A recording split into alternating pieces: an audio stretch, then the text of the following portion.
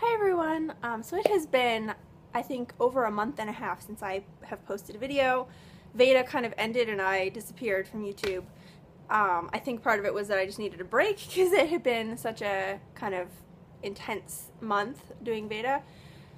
But I also just, things have been busy, I haven't had time, and it hasn't, every time that I think, oh gee, I have a little bit of time, I could make a video, it just doesn't happen. So anyway, I'm finally getting around to sitting down and making this little update, and I'm going to make this kind of a general update, and then hopefully while Lex is still napping, I'm going to be able to do one that's a little bit more specific, and I'll mention at some point what that will be about.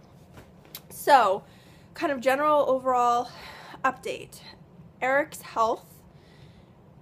He has not been able to get chemo in about 3 months at this point because there has been some stuff going on with his liver, and his liver enzymes have been high, and they're like just barely too high for him to be able to get chemo, but they're not comfortable giving it to him until they kind of figure out what's going on.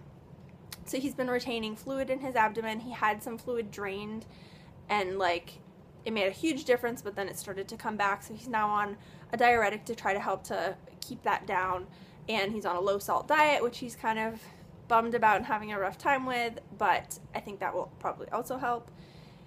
And he is scheduled for a liver biopsy this Friday, so the day after tomorrow, to try to get a better picture of what's going on. He's had a couple of other tests done that haven't revealed any answers.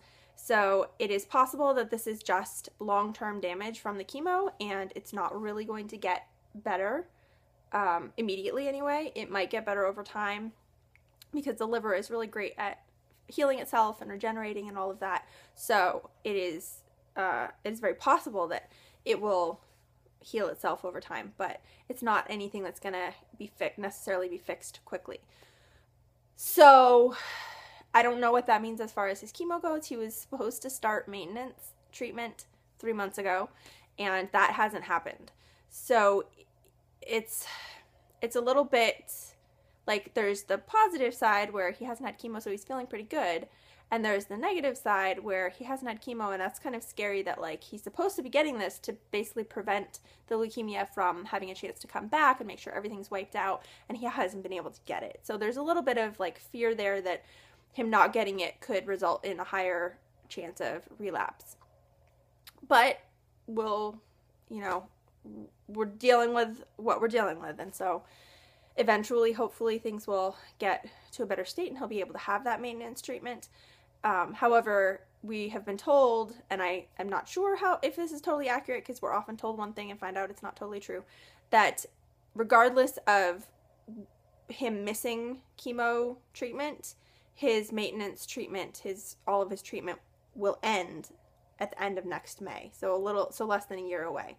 So regardless of whether he were to have been getting chemo all along, or he misses 6 months of it, or he, whatever, his treatment, it doesn't have to be made up.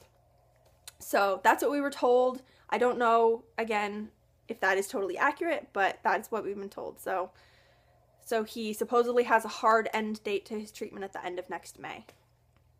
He's feeling pretty good overall. He does still have fluid in his abdomen, and that kind of affects how he feels and stuff like that. His appetite is coming back, and he has relatively good level of energy, and he has started back at work. So he's been back at work for a little over a month now, and that has been going really well. And I think that him having that structure to his day really helps. He is not someone who does well with kind of no structure and just being able to do whatever all day long for over a year it was. And so he kind of reverted to not really pushing himself to do anything and not being motivated to do anything, but now having some routine and some structure and a schedule and everything like that, I think has really helped him. And he is helping out more around the house now than he was before he was back at work.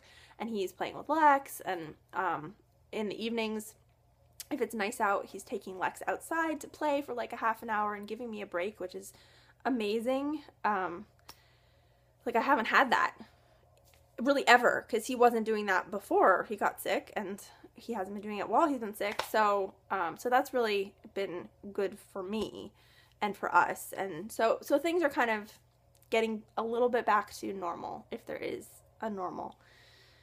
So that's him. Lex is doing well.